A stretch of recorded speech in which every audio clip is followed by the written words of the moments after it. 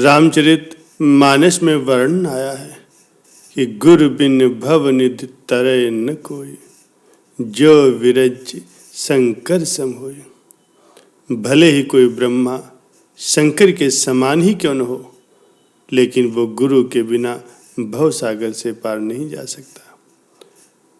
सृष्टि के आरंभ से ही गुरु की अनिवार्यता को सिद्ध किया जा चुका है।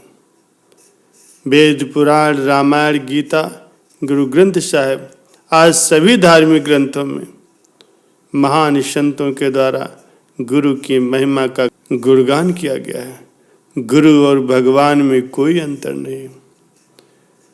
संत तुलसीदास जी आगे श्री रामचरितमानस में वर्णन करते हैं कि बंदो गुरुपद कंज, कृपा सिंधु नर रूप हर, महामोह तम पुंज, जासु वचन रविकर निकर। अर्थात गुरु मनुष्य रूप में नारायण है। मैं उनके चरण कमलों की वंदना करता हूँ। जैसे सूर्य के निकलने पर अंधेरा नष्ट हो जाता है, वैसे ही उनके वचनों से मोह रूपी अहंकार का नाश हो जाता है। किसी भी प्रकार की विद्या हो, ज्ञान हो, उसे किसी दक्ष गुरु से ही सीखना चाहिए। जप, तप, यज्ञ, दान आदि में भी गुरु के दिशा निर्देशों का होना बहुत जरूरी है, क्योंकि अविधि पूर्वक किए गए शुभ कर्म भी व्यर्थ साबित होते हैं, जिनका कोई उचित फल नहीं मिलता।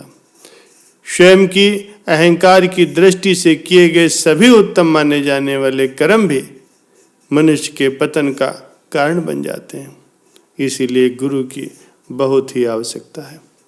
सबसे बड़ा तीर्थ तो गुरुदेव के चरण कमल ही कहे गए, क्योंकि गुरु की कृपा से सभी फल अनायास ही प्राप्त हो जाते हैं। गुरुदेव का निवास स्थान शिष्य के लिए तीर्थ स्थल है। उनका चरणामृत ही गंगा जल है, वो मोक्ष प्रदान करने वाला है। गुरु से इन सब का फल अनायास ही प्राप्त हो जाता है। ऐसी गुरु की महिमा है। तीर्थ गए तो एक फल, संत मिले फल चार, सतगुरु मिले अनंत फल, कहत कबीर विचार। मनुष्य का अज्ञान यही है कि उसने भौतिक जगत को ही परम सत्य मान लिया और उसके मूल कारण अर्थात चेतना को भुला दिया, जबकि सृष्टि की समस्त क्रियाओं का मूल वही चेतन शक्ति है। चेतन मूल तत्व को न मान करके इस जड़ शक्ति को ही वो सब कुछ मान लेता है, यही उसकी अज्ञानता है। इस अज्ञान का नाश करके परमात्मा का ज्ञान कराने वाले गुरु ही होते हैं। किसी गुरु से ज्ञान प्राप्त करने के लिए सर्वप्रथम आवश्यकता होती है समर्पण की। समर्पण भाव से ही गुरु का प्रसाद शिष्य को प्राप्त होता है। शिष्य को अपना सर्वस्व श्री गुरुदेव के चरणों में समर्पित कर देना चाहिए, क्योंकि कहा भी गया है कि ये तन विष की बेलरी, गुरु अमृत की खान, शीश दिए जो गुरु मिले तो भी सस्ता जान। गुरु ज्ञान गुरु से भी अधिक महत्वपूर्ण है। प्रायः शिष्य गुरु को मानते हैं पर उनके संदेशों को, उनके वचनों को नहीं मानते। इसीलिए उनके जीवन में सदैव अशांति बनी रहती है। गुरु के वचनों पर शंका करना शिष्य पर कलंक के समान है। जिस दिन शिष्य ने गुरु को मानना शुरू कर दिया, उसी दिन से उसका उत्थान होना शुरू हो जाता है, और जिस दिन से शिष्य ने गुरु के प्रति शंका करनी शुरू कर दी, उसी दिन से शिष्य का पतन भी शुरू हो जाता है। सतगुरु एक ऐसी शक्ति है जो शिष्य की सभी प्रकार से रक्षा करते हैं।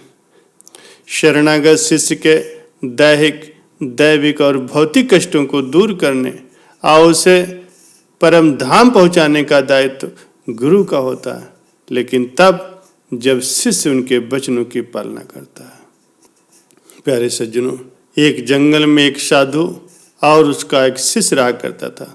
साधु ने शिष्य से कहा कि बेटा, खाना बनाना है, जाओ जंगल से लकड़ियां लेकर के आओ। शिष्य ने सोचा, अगर मैं जंगल में गया तो किसी जानवर ने मुझे खा लिया तो मेरा क्या होगा। उसने अपने गुरु जी से कहा, गुरु जी अगर मुझे कुछ हो गया तो आपकी सेवा कौन करेगा। गुरु जी ने कहा, चलो अच्छी बात है, मैं खुद ही लकड़ी लेकर के आता हूँ। रात को जब बारिश होने लगी तब गुरु जी ने अपने शिष्य से कहा, जाओ बेटा छत पर जाओ, छत से पानी बह रहा है, ऊपर जा करके उस सुराख को बंद कराओ। शिष्य ने सोचा कि अगर मैं ऊपर चढ़ा और मैं कहीं छत से गिर गया तो मुझे चोट लग जाएगी। उसने अपने गुरु जी से कहा, गुरु जी मैं आपके होते हुए आपके सिर के ऊपर भला कैसे जा सकता हूँ। मेरे पैर छत पर और आप नीचे होंगे, ये मुझे अच्छा नहीं लगेगा। गुरु ने कहा, चलो कोई बात नहीं, मैं खुद ही ठीक कराता हूँ। जब गुरु जी छत ठीक करके वापस आ गए तो गुरु ने खाना बनाया। तो गुरु ने अपने शिष्य को कहा, आओ खाना खा लें। तो शिष्य ने कहा, गुरु जी मैं आपका हुक्म कैसे टाल सकता हूँ, मैं आ रहा हूँ। दोनों ने मिल कर के खाना खाया। प्यारे सज्जनों, यही हालत आजकल के जीवों की है। इंसान जो काम उसे अच्छा लगता है वही करता है और गुरु के वचनों को नज़रअंदाज कर देता है, उनको नहीं मानता।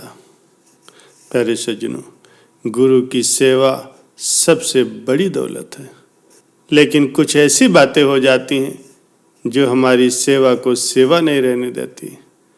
गुरु की सेवा किसे कहते हैं, इस बात को जानना बहुत जरूरी है। प्यारे सज्जनों, अगर सेवा करते वक्त मन में अहंकार की भावना आती है तो वो सेवा नहीं। अगर सेवा करते वक्त मन में नम्रता ना आए तो वो सेवा नहीं।